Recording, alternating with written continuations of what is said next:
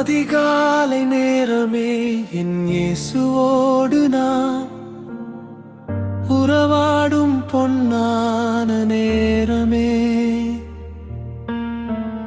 அமைதி தேடி அலைந்தேனே, சந்நிதியில் ஆனந்தம் கொண்டேனே.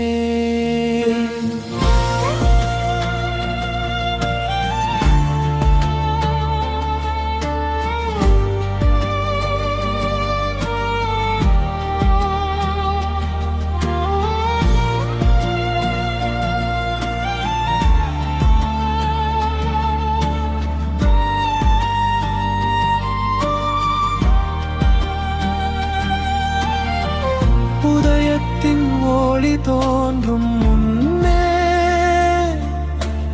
பாதம் அமர்ந்திருப்பே,